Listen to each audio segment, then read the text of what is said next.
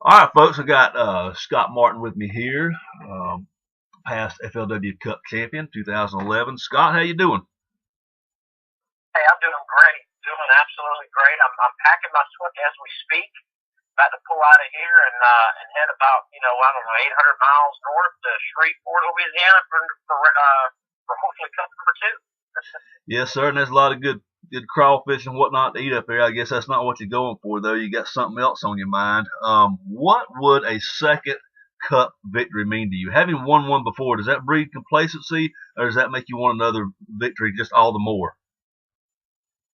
You know, for for me, it's all about trying to get another one. And separate myself from the pack. Every year there's another cup winner, and so over time, it's good to win too. And it's something that hadn't been done yet, and which would be an awesome feat. It would be good, financially good, and just for the simple fact of being able to perform at that level two times would be awesome. So I want to win two, just because no one's done it yet. Yeah, and you know what it takes to win one, and you've won a few other, big FLW events before. Is there any difference in what it takes in terms of intangibles? Let's say in terms of your mental attitude, your preparation, just believing that you can do it, those kind of things. Is there any difference between winning the Cup and winning, any other big FLW Tour event?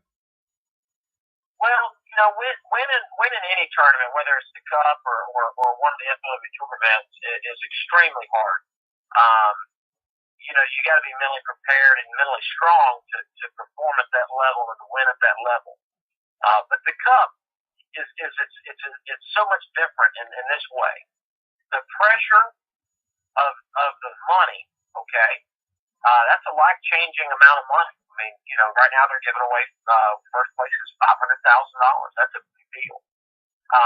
That's a lot of pressure. When you got yourself in that position to possibly win this thing over the course of 4 days, as you get down to those last couple days, you can't help.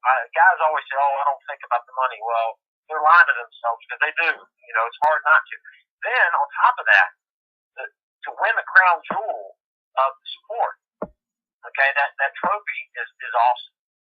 That cup is just amazing, and the media that goes around that event, okay, with all the people calling you when you're doing good in the tournament, all the interviews you're going to be doing, all the backstage interviews, all the coverage on the water with the anglers chasing you around and watching you, cheering you on. All that is so much different than just a regular tournament.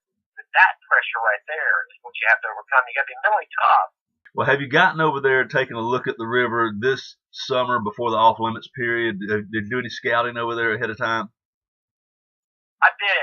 Ran around the river for about 2 days, and just kind of got to see it a little bit, kind of see it, as close as I could to the tournament. It was still several weeks ago, so a lot's changed.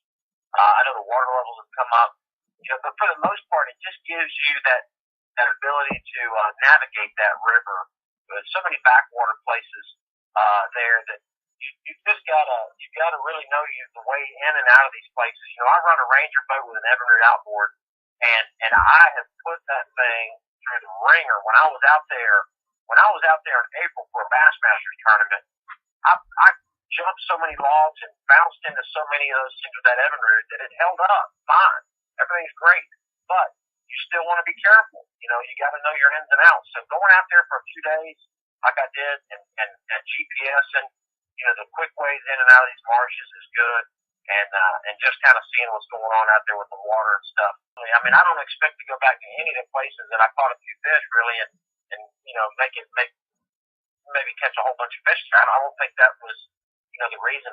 For sure, running in and out of those places, because the more time I can fish, okay, and keep my bait in the strike zone, the better my chances are. So knowing how to get into these backwater areas as quick as I can, knowing the shortcuts, ways through the stump fields, etc., that allows me to get back there first to a good spot, and allows me to have more fishing time throughout the day if I do that several times. And as far as patterns, techniques. You're thinking Red River, you're thinking August, you're thinking that everybody kind of knows how you're going to fish when you get there. But do you have any oddball ideas, any techniques, patterns, anything you think the rest of the field is going to miss that you would have to yourself, or do you just plan to stick with basic summertime river tactics?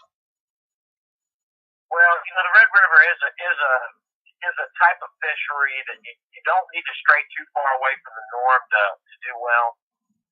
But obviously, with the crazy Alabama rig opportunities that float around the country different times of the year, that's always an oddball thing that I don't think anybody's ever been real successful on a kind of a buddy, Red River type river with the Alabama rig, but it could be a sleeper. The other thing too, which could be good, is maybe some really deep cranking. And then the last thing, the oddball thing there could be making those really long runs down to, let's say, pool 3. It's 2 locks. You're gonna make a long run, 2 locks down. You're only gonna have maybe 2.5, 3 hours, maybe 4 hours at best fishing time. But if you could find some water down there that maybe didn't have any other pressure at all, that could give you an advantage. The problem is there's not any marinas on the river to get gas. So, you need to have a motor that's very fuel efficient. And with that Evinrude E-Tech, I can run it at a certain RPM and get the best fuel economy that I can get. And I think with my calculations with my E-Tech, I think I can run as far as I need to down pool 3 and still have close to 3.5 hours of fishing if I get through the locks with a decent time, as long as a barge doesn't mess me up. So those are the 2 crazy things, so maybe a lure type choice or making a really long run again down to pool 3 and finding some totally virgin water. Well, like I say, you've won several big events with the E-Tech behind you. Scott, we wish you the best of luck trying to win one more next week. We'll see you out there in Shreveport, buddy. Thank you for your time. Thank you, man. See you. Bye.